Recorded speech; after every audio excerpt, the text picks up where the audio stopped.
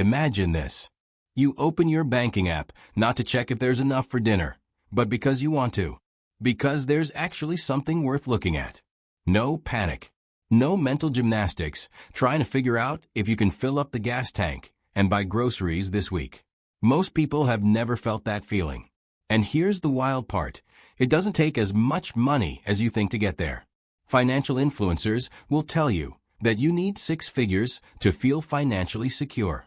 Others say you need a full year of expenses saved before you can breathe easy.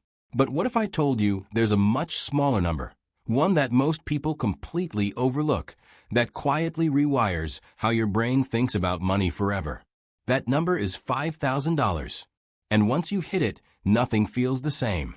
Here's what the internet gets wrong about building wealth.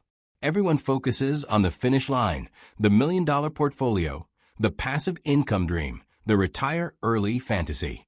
But nobody talks about the first real starting line, the one where the game actually begins. Wealth doesn't build itself in a straight line. It builds in leaps. And those leaps are triggered by crossing specific financial thresholds. Miss a threshold, and you keep spinning your wheels. Hit one, and suddenly the whole machine starts working differently. $5,000 is the very first threshold. The one that separates people who will eventually build wealth from people who will spend their entire lives wondering why they can never seem to get ahead. And the reason most people miss it? Because it doesn't look life-changing. It's not flashy. It won't buy you a car or a vacation. But what it does, quietly, invisibly, is change the entire operating system of your financial brain. Here's what no one talks about when you have nothing saved. Your brain is running in emergency mode, 24/7. Every financial decision gets filtered through fear. You take the job you hate because you can't afford to say no. You avoid the doctor because a bill right now would be a disaster. You ignore investment opportunities because all your mental energy is going toward just surviving the week. This isn't laziness. This isn't a character flaw. This is neuroscience. Studies in behavioral economics show that financial scarcity literally reduces cognitive bandwidth, the same way hunger makes it hard to concentrate. Your brain is so busy managing immediate survival that it physically cannot think about long-term growth. But here's what changes when you cross that $5,000 line. Your nervous system exhales. For the first time, your brain has enough breathing room to ask a different question. Not how do I get through this month, but what could I do with this money? That shift in question changes everything that comes after it. Now let's talk numbers, because this is where it gets genuinely exciting. Let's say you're saving $300 a month, that's $10 a day, and investing it at a modest 8% annual return. Getting to your first $5,000 takes about 16 months. 16 months of discipline and sacrifice. But here's the part that surprises people. Your second $5,000 arrives faster, in about 14 months. Because now your first $5,000 is generating its own returns, running alongside your monthly contributions like a silent second income. Same effort, same monthly deposit, but the timeline shrinks. By the time you're pushing toward your third $5,000, the momentum is undeniable. And once you've got $50,000 invested, that 8% return alone is generating over $4,000 a year without you doing a single extra thing.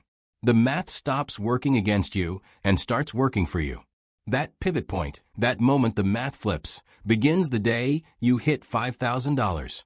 Not $50,000. Not $500,000.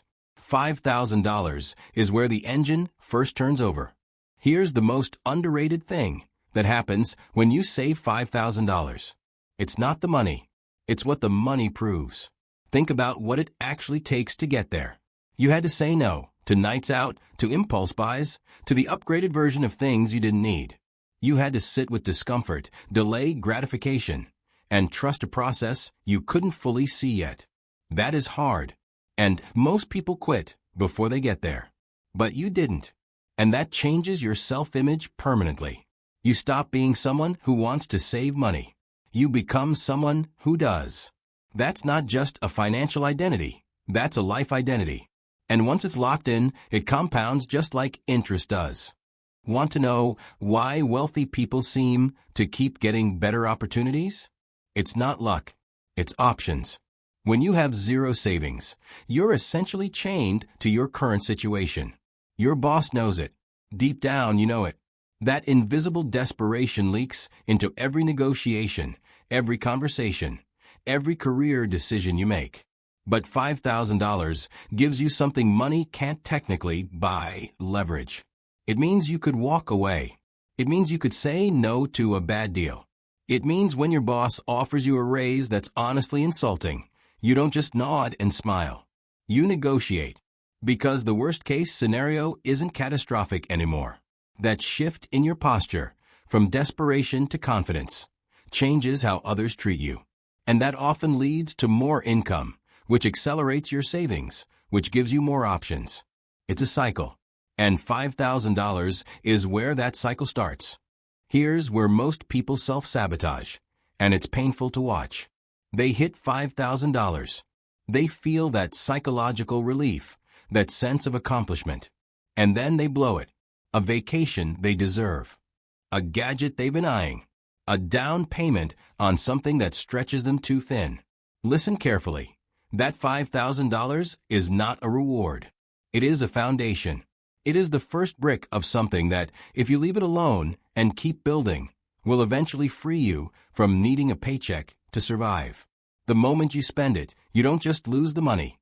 You lose the momentum, the identity, and the psychological high ground you worked so hard to earn.